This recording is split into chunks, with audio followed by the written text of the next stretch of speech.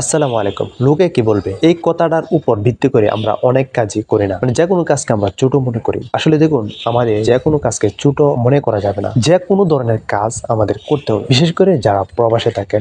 আমরা যারা প্রবাসীরা রয়েছি, মনে করেন দেশে গিয়ে কি করব, মানে এই টেনশনে অনেকেই আছি, দেশে যায় না এবং ভাবি আমি যদি একটা কাজ শুরু করে দিই, মানুষ হয়তো কি বলবে, কি মনে করবে যে প্রবাস থেকে এসে এগুলা করতেছে। অথচ দেখেন ভাই, আপনি যদি না খেয়ে থাকেন, আপনাকে কেউ মানে জিজ্ঞাসা করবে না যে ভাই খাইছেন কিনা, বা দুবেলা খাইছেন কিনা, আপনি কি করতেছেন, আপনার কোনো খোঁজ খবর নিবে না। অথচ আমরা ঠিকই ভেবে নিই যে আমি কি করব, কোনো কিছু করার মতন আমরা ভয়ও খুঁজে পাচ্ছি না। কিন্তু দেখেন, আপনার সামনে যেটা থাকে সেটাই করতে হবে। আমরা প্রবাসীরা যারা রয়েছি মালয়েশিয়াতে, তাকে যে কোনো দেশেই থাকি না কেন, এই ভিডিওটা আপনারা যারাই দেখতেছেন, কিন্তু আপনারা কোনো কাজকেই ছোট মনে করবেন না। বিদেশে দেখেন, আমরা যে কোনো ধরনের কাজ করতে ইচ্ছুক, ঝাড়ু দেওয়া থেকে নিয়ে একটু জেট কাজ করতে ইচ্ছুক, টয়লেট পরিষ্কার করার কাজ আমরা করতে ইচ্ছুক। বিদেশে এগুলো করে ফেলি, কিন্তু মনে কিছুই বাঁধে না।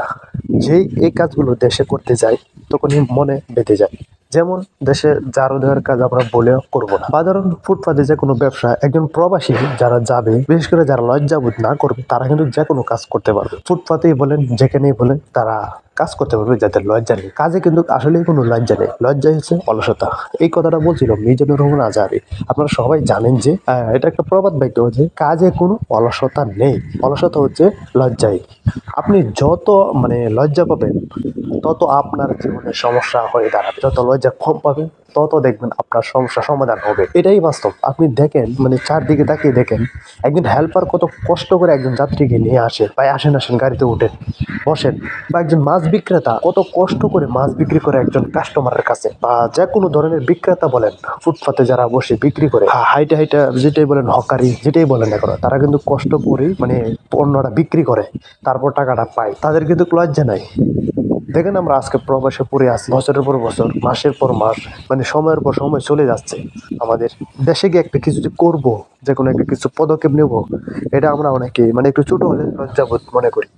সবাই একটা বিজনেস করার ইচ্ছা থাকে যে বড় ধরনের বিজনেস করবো। ভাই দেখেন, বড় ধরনের বিজনেস করতে গেলে আপনার যে কোনো সময় সমস্যা হয়ে যেতে পারে। যদি আপনার সে পরিমাণ টাকা থাকে, তাহলে আপনি সেই বিজনেস করতে পারেন, বিশাল বড় আকারে বিজনেস করতে পারেন, কোনো সমস্যা নেই। সেটা মানে টাকা টেকাল দেওয়ার মতন পিছন দিয়ে থাকতে হবে। যদি আপনার পুঁজি থেকে 10 লাখের মধ্যে যদি 8 লাখ নিয়ে আপনি নেমে পড়েন, তাহলে আপনি বাকি সময়টা চালাবেন কিভাবে চলবে বাকি সময়টা? দেখবেন, একজন প্রবাসী পরবর্তীতে, যে কোনো প্রবাসী হোক না কেন, 6 মাসের বেশি ব্যবসা টিকাতে পারে না। পরবর্তীতে আবার সবকিছু গুছগাছ করে ঋণ বেন করে আবারও প্রবাসে পাড়ি জমা। এভাবেই প্রবাসীদের জীবন মানে বেশিরভাগই কেটে যাচ্ছে। তাই যেটাই শুরু করেন না কেন, মানে আপনার যদি পুঁজি কম থাকে, তাহলে ছোট থেকে শুরু করেন। যদি পুঁজি বেশি থাকে, তাহলে বেশি দিয়ে শুরু করতে পারেন। মানে আমি আপনাকে বলছি না যে এভাবেই শুরু করেন, এভাবেই শুরু করেন, বা বড় হয়ে শুরু করেন।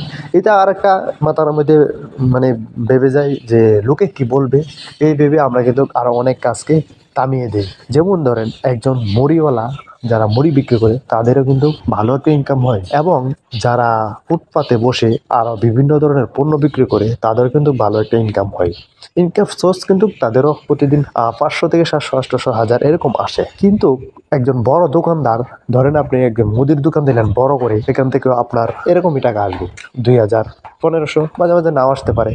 তারপর আপনি যে কোনো একটা সারের দোকান দিলেন, বা একটা চাউলের দোকান দিলেন, এখান থেকে ঠিক এভাবেই আসবে টাকাটা। হয়তো আস্তে আস্তে আপনার ব্যবসাটা বড় হবে যখন, তখন হয়তো বড় একটা অ্যামাউন্ট আসতে পারে, কিন্তু আপনি নতুন অবস্থায় ভালো একটা অ্যামাউন্ট পাবেন না। আপনাকে ধৈর্য ধারণ করে থাকতে হবে। তো এই জন্য কোনো কাজকে আসলে ছোট মনে করা যাবে না।